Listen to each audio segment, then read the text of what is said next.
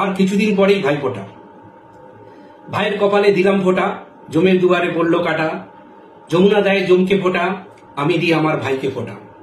জম যেমন হয় চিরজীবী, আমার ভাই যেন হয় চিরজীবী। এই কথাটা অনেক দিদি, অনেক বোনেরা ভাই বা দাদাকে বলে থাকে।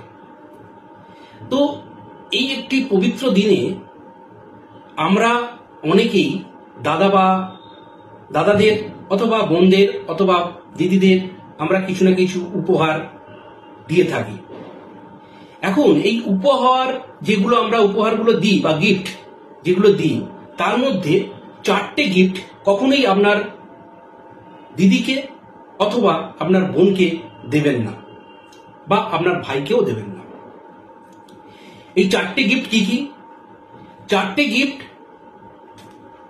মাথায় রাখবেন। এই 4টে গিফট যদি কোনো একটা গিফট আপনি দিয়ে দেন, তাহলে আপনার আগামী দিনে আপনার ভাই বোনের যে ভালো সম্পর্কটা, সেটা দেখবেন নষ্টের দিকে এগোচ্ছে।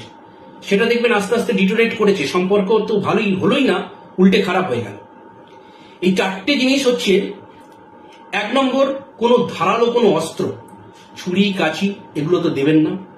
2 নম্বর, কোনো উপহারে পাওয়া, আপনি পেয়েছেন এরকম কোনো গিফট, আপনি কারোর কাছ থেকে কোনো গিফট পেয়েছেন, সেটা দিদিকে অথবা বোনকে একদম দেবেন না।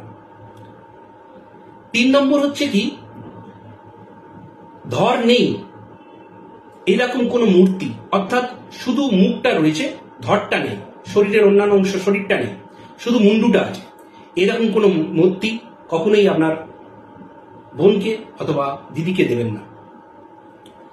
4 নম্বর হচ্ছে কি, এমন কোনো পোর্ট্রেট বা ফটো, যে ফটোটা নেগেটিভ বার্তা বহন করে নিয়ে যায়। যেমন ধরুন একটা পালতোলা জাহাজ রয়েছে, সেই জাহাজটা আস্তে আস্তে ঝড়ের কবলে পড়ে সমুদ্রে ডুবে যাচ্ছে, এরকম কোনো নেগেটিভ থট রয়েছে পিকচারটার মধ্যে, এরকম কোনো পিকচার বা এরকম কোনো পোর্ট্রেট আপনি দিদিকে অথবা বোনকে দেবেন না। তো এই 4টে বিষয়ের ব্যাপারে আপনি মাথায় রাখবেন। 4টে আমি পয়েন্ট বললাম, এই 4টে গিফট আপনার বোনকে দেবেন না বা দিদিকে দেবেন না। দেখবেন আপনাদের এই সম্পর্ক আগামী দিনে আরো ভালো হবে। অন্যান্য গিফট যা খুশি দিন, কিন্তু এই 4টে গিফট মাথায় রাখবেন, এই 4টে গিফট কখনোই দেবেন না। তো এই যে ভাইফোঁটা আসছে, এই ভাইফোঁটাটাকে আপনারা খুব ভালোভাবে এনজয় করুন। সকলে খুব ভালো থাকবেন, সুস্থ থাকবেন, আপনাদের দিন শুভ হোক।